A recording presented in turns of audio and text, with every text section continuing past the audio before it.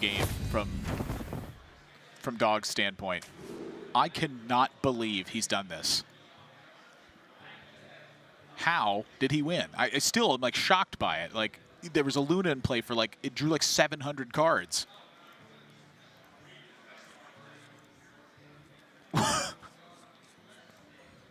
Just stunned. Yeah, a crazy game, and Dog is sticking with his primary list because he has that super greedy primary list with the quadruple freeze. Yeah. Very much a target of Mage and Warrior. I feel like is in this list.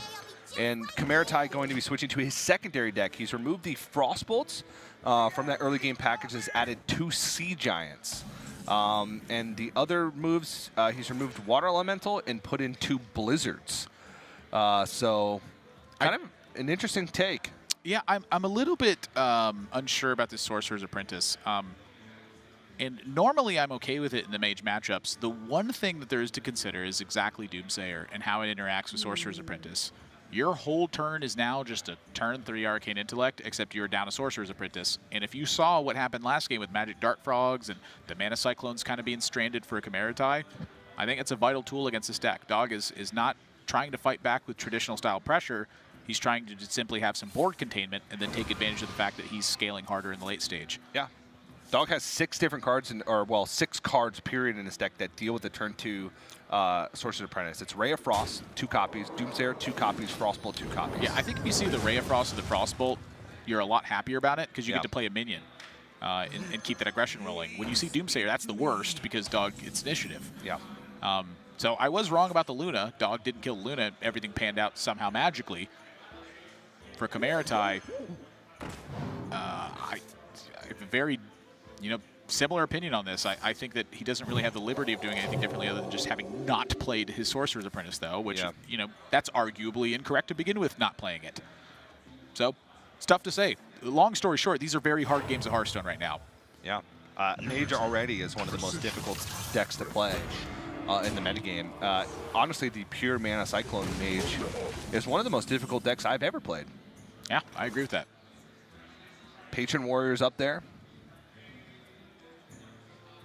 There's just a lot of math. You know what? I'm hitting you with a hot take here. I think Cyclone Mage is harder than Patron Warrior was. I think I agree. Patron Warrior was just being able to do math quickly on the fly. Mana Cyclone Mage is operating with turns that you've never seen before. That to me is what makes it harder, is that a different pan of outcomes will just, like, wildly, it's a game you've never played before. With Patron Warrior, like, you get into some complicated spots, no doubt about it. It was hard, and min-maxing on that deck was paramount to its win rate, and a little bit of min-maxing went a very long way once you hit a certain point in that deck. Yeah. I just think in terms of understanding what you're actually doing, I knew what I was doing with Patron Warrior. I was dealing with a bunch of damage and charge stuff. With this Cyclone Mage deck, I look at my hand and I go, I legitimately don't know how I'm supposed to win this game. And the answer is a Mana Cyclone somehow. A lot of Mage spells, and a lot of redundancy. I don't want to figure it out. It's hard. Amen, brother. I long for simpler times like Patron Warrior. I long for simple times like mid-range Druid. Ooh. Play a 4/5. TJ, you can't talk to me this way. I'm getting married next week. I'm flattered, but my answer is no. Nathan, you want to go jam some mid-range Druid for a week and a half? That does sound like a jolly old time, though. I mean, it does. I'll tell you what else does. 9 drops. Bulldozer. Bulldozer. The sleeper of the set. It's dozing off. And it looks like this has to be a Mana Cyclone turn from Kamaretai. His hand says, yeah, you can't do anything else. You can Blizzard and try and buy some time, but if Dog has a single Conjurer's Calling, you're dead. Well, I will say that Blizzard Magic Dart Frog is a very powerful set of tools. Yep. I honestly, like, when Colento played this version, like this style in week number 1 at Grandmasters, I was kind of like, oh, that's cute. You're beating up aggro decks. And then the more I saw it, I was like, wow, that card's just, like, weirdly strongly synergistic with this deck. It just does everything this deck wants to do. Yeah. So I think that there's a long road ahead right now for Dog to secure a victory in this spot, and similarly for Kamaretai to stabilize that board position. And so The way I look at it, one of the players would be winning if things panned out ideally. The other one would be bringing it back to a strong position. So Yeah. I think favored dog. Well, kamaretai does set up a secret, of, obviously randomly generated from the Mana Cyclone. So dog's going to hesitate here when it comes to secret. And I think the biggest worry he has is Spellbender, which means the Ray of Frost pickup is exceptional because this opens him up to be able to Conjurer's Calling freely now that he's tested for both Counterspell and Spellbender. Oh, yeah. Get some 9-drops. Give me some Mulch Launchers, some King Crushes. Oh, how about an Osdormu? How about 2 Stormus? What in the heck? kamaretai has 15 seconds to do this.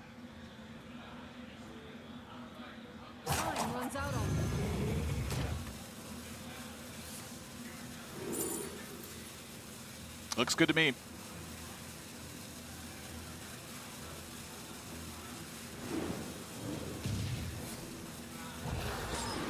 Oh my gosh, the Dart Frog animations with Osdormu. That's... You can still play your cards. It's just the animations that have to play out. But I think that like bleeds Seeing into an Dog's outcome turn. can change things, right? And now Dog has to think quick too. Well, that's what he normally does. This is his environment. I think if there's multiple Nosdormus on the board, they should just add onto their effect. Just keeps reducing it. Keeps reducing it. You have 4 Nosdormus on board. Your opponent has 4 seconds to make their turn. This is actual craziness. One of the admins for the event was like, we're going overtime. You guys need to play round 7 fast. Oh, Hakar. Hakar the Soul You're Flare. going to have no time to do Hakar math. Yeah, go ahead and think about that one while you're playing your turns Big quick. Bad Archmage Caligos. What is happening? I don't even have time to think. That's perfect territory for us. I mean, Dog has Blizzard. He's got double Frost Nova. But he's got to think. What, do they just keep freezing the boards back and forth? You're used and to having being 15 seconds? You're used to being able to identify who has the edge in this circumstance. You don't have time to think about that anymore. You just play your stuff. This is a mirror entity, by the way. Does he have time to attack with Alec here? Looks like he got him in. Look at Dog's face just for a moment. He just took a deep sigh, and he's trying his hardest to focus in on what's happening here. Even Caligos makes this weird because your first spell's free. They're just slinging freezes back and forth. This is almost certainly not ideal, but they don't have time to figure that out. This is wonderful. You kill Alec here? I mean, sure. Kinda. Board's full.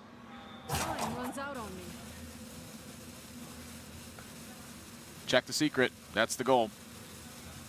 Was it mirror entity again?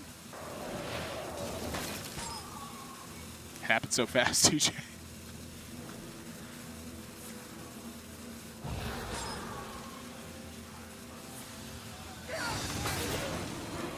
Geppetto Joybuzz, Ironbark Protector. I'm just saying minions. This honestly, the way I'm looking at it now, it might go in favor of Dog because kamaretai is using the last freeze. So it depends on how much this clears off in totality. The smile, of course, I don't blame him. Because he has the last say in this with the Blizzard. So kamaretai is forced to sweep some of this off board and then take an action afterwards. The value battle is, I think, clearly won by kamaretai, but I don't know if the tempo battle necessarily is.